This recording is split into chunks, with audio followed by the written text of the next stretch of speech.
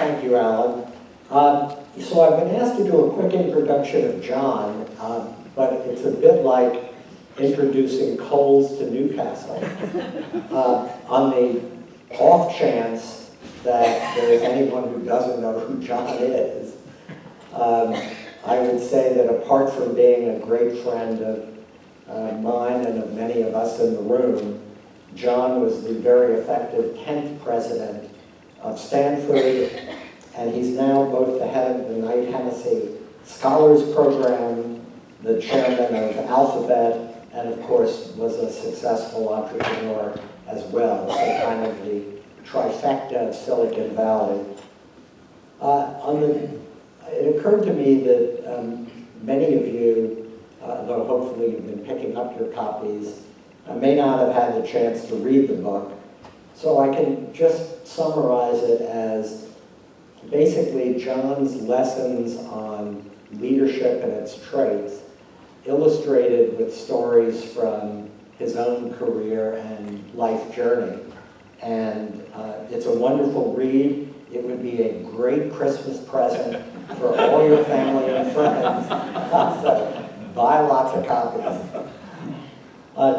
John, you talk about 5 foundational traits of great leaders: humility, authenticity, leadership as service, empathy, and courage.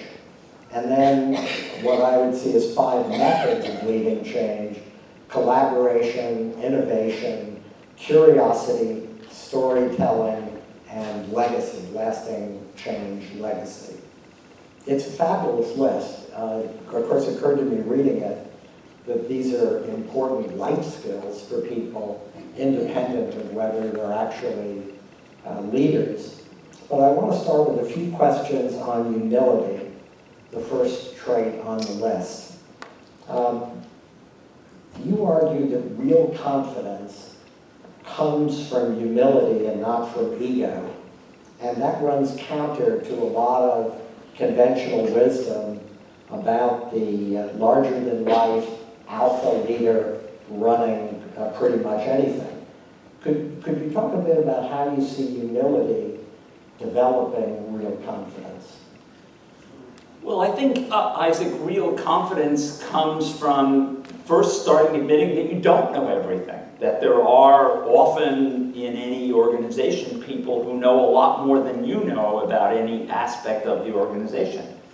And if you're going to be confident in your decision-making process and whatever you're setting in motion, getting their input and helping that shape your decision-making is absolutely crucial. And I kind of see hubris as the opposite of humility. It assumes I already know everything, and that I can go ahead and forge ahead and make decisions. And that does 2 things. First of all, it makes you reluctant to ask for help, which is the first mistake.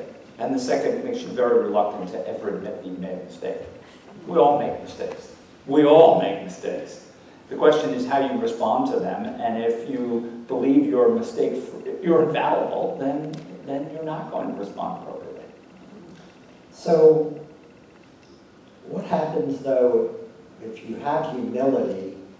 Does humility undermine ambition?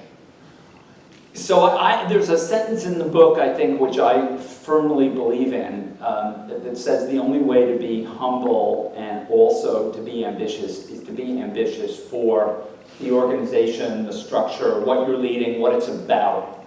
And here, my role model is Abraham Lincoln. Anybody who reads a Lincoln biography realizes Lincoln is ambitious, but he's ambitious to serve, initially, to serve the people of Sangamon County so that he can get internal improvements so that they can have a better life, have economic growth. And of course, eventually, serve the country and take it forward in a through a very trying period. So he's ambitious to do that. He's not a shrinking violet, but he's ambitious for the right reasons, as opposed to the wrong reasons. Not just personal gain. Not just personal gain. Yeah. Right. So when you became president of Stanford, what was your ambition, and did it change over the time you were president? Well, my ambition was to try to take Stanford forward to make it a better institution, to leave it better off than when I started. The challenge, of course, was then to figure out how to do that and what made sense. And I'm, given my entrepreneurial background, I'm not a good fit for the storekeeper model. I'm the person who's going to try something different and try something new.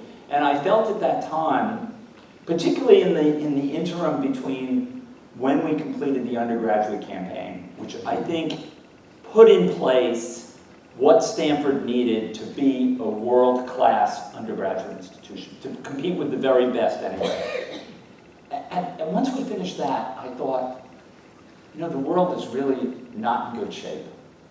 Shouldn't the great research universities be doing more to explore and try to find solutions for these really big problems? Because at that time, I didn't see who else was going to do it. If the great universities didn't do it, I didn't think government was exactly, they're a key implementer, but they're not the innovator. They're not the innovator. So universities had to step up, and I think that was something that I came to over time. When we started, I didn't know that that was the direction we wanted to head. Well, that's how you find it. Right. It's by trial and error. So you describe in the book a lot about, obviously you have a deep background in business as well as in academics and universities, and you talk a lot about the similarities of leadership in those two settings. But I'm interested in a couple of the things that are very different about businesses and universities. So let's take two. The first is a majority of the Fortune 500 companies in 1955, so a little over 60 years ago, no longer exist. Right.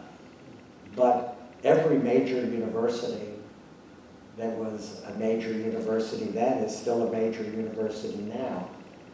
So we have at a university a more perpetual time horizon. We're not going to have hostile takeovers.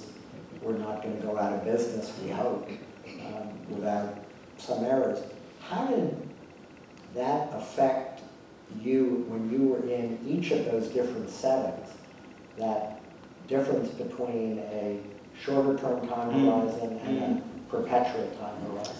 You know, it's a good question. I still remember getting ready for my speech at the inauguration. And I was sitting in the office in Building 10, and I'm thinking, David Starr Jordan was sitting in this office roughly 109 years earlier. He'd started as president and actually had finished it 15, 20 years after that. But he was sitting there, and I was thinking, now what were the smart things he did, and what were the things he didn't do that enabled Stanford to thrive more than 100 years later? So certainly that perspective. And for example, here's a really good example. I believe universities have obligations not only to the current generation of students and faculty, but to future generations of students and faculty. And the way in which we manage the endowment, for example, reflects that we're going to be able to, we're conservative in the use of the endowment so that we can continue to offer the same opportunities for students in the future. You know, companies think about survival, but they don't think in quite the same way about how they're going to have some kind of intergenerational equity. They're much more focused inherently on the current quarter, actually, which I think is probably is one of the things that great corporate leaders resist, is too much attention to what's happening in this quarter as opposed to what's happening over the next 5 years. But it's hard when there are financial analysts out there and your stock price goes up and down. It's tough to get that long-term perspective. And you read every day in the Wall Street Journal how you're doing. Yes, you do. You do. On a measured over very short periods of time. Yeah.